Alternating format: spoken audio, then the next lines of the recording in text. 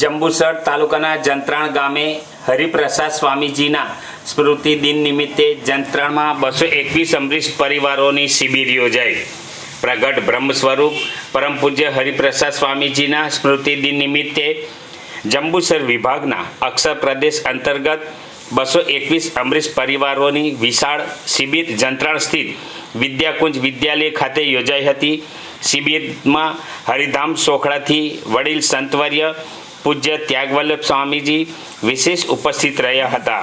તેમની સાથે પ્રાદેશિક સંત પૂજ્ય શ્રીજી વલ્લભ સ્વામીજી, પ્રાદેશિક પ્રમુખ પરમ ભક્ત દિનુદાદા, પરમ ભક્ત કિરણભાઈ મકવાણા, પરમ ભક્ત ગુરુભાઈ સહિત અગ્રણીઓ હાજર રહ્યા હતા. કાર્યક્રમ દરમિયાન સંતોએ હરિપ્રસાદ સ્વામીજીના જીવન મૂલ્યો, સત્સંગ અને સેવા અંગે પ્રેરણાદાયી માર્ગદર્શન આપ્યું હતું. મોટી સંખ્યામાં ઉપસ્થિત અમરીશ પરિવારો અને હરિભક્તોએ સત્સંગ સભાનો લાભ લઈ ભક્તિમય વાતાવરણમાં સ્મૃતિ દિનની ઉજવણી કરી હતી. શ્રાવણ માસના પવિત્ર દિવસોમાં જંબુસર વિભાગના ગુરુ હરિપ્રસાદ સ્વામીજી મહારાજે જેમને દીક્ષા આપી છે એવા ગ્રહસ્થ અમરીશ ભક્તો અને તેમના ઋષિપત્નીઓ એવા ભક્તોની સભાનું આજે અહીંયા જંત્રાણ મુકામે આયોજન કરવામાં આવ્યું છે. આ વર્ષ ભગવાન શ્રી સ્વામિનારાયણે જે શિક્ષાપત્રી ગ્રંથ આપ્યો, વડતાલ ધામમાં રહીને જે શિક્ષાપત્રી લખી, એ શિક્ષાપત્રી લખાયાના 200 વર્ષ પૂર્ણ થાય છે એનું આ વર્ષ. ત્યારે શિક્ષાપત્રી દ્વિશતાબ્દી મહોત્સવ વર્ષની ઉજવણી નિમિત્તે પ્રગટ ગુરુ હરિપ્રેમ સ્વરૂપ સ્વામીજી મહારાજનો આદેશ છે કે શિક્ષાપત્રીમાં ભગવાન શ્રી સ્વામિનારાયણે સદ્ધર્મ અને સદ્વિદ્યા પ્રવર્તનની આજ્ઞા કરી છે.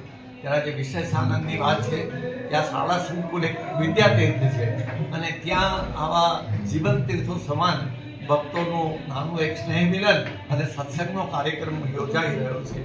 એ શિક્ષાપત્રી દ્વિશતાબ્દી મહોત્સવ નિમિત્તે ગુરુ હરિ સ્વામીશ્રીનો એ સંકલ્પ છે કે શિક્ષાપત્રીના આદેશ અનુસાર ગામો ગામ ઘરો ઘર સુધી શિક્ષાપત્રીનો સંદેશ વ્યાપક બને. શિક્ષાપત્રીમાં આપણે જોઈએ તો એવી અદ્ભુત આચાર સંહિતા છે, જેના માટે આપણા પ્રથમ ગૃહપ્રધાન સરદાર વલ્લભભાઈ પટેલે એવું કહ્યું કે આ દેશ આઝાદ તો થયો, પણ આઝાદી પછી આ દેશના તમામ નાગરિકો જો આ શિક્ષાપત્રીનું પાલન કરે તો સરકારને કાયદો અને વ્યવસ્થાની જાળવણી માટે પોલીસ ફોર્સ કે બીજા કોઈ પણ કાર્યક્રમની જરૂર ના પડે.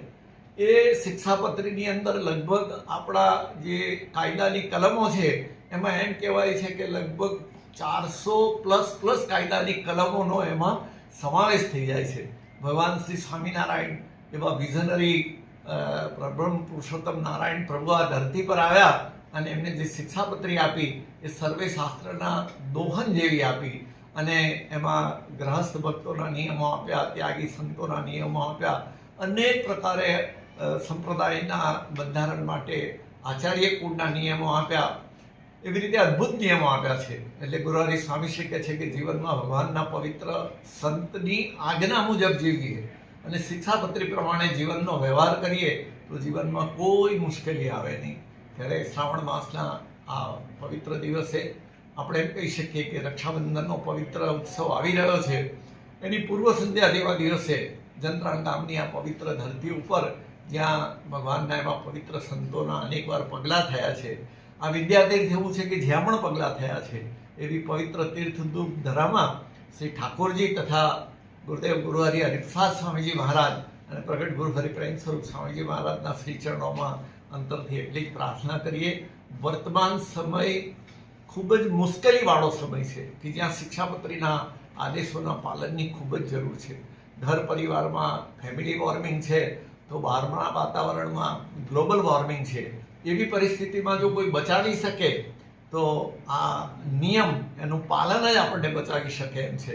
તો સૌને એ નિયમ પાળવા માટે જાગૃતતા આવે અને નિયમ પાલન કરીને સૌ સુખિયા થાય એ જ પ્રભુચરણને ગુરુ હરિચરણને અંતની પ્રાર્થના સાથે સૌને જય સ્વામિનારાયણ.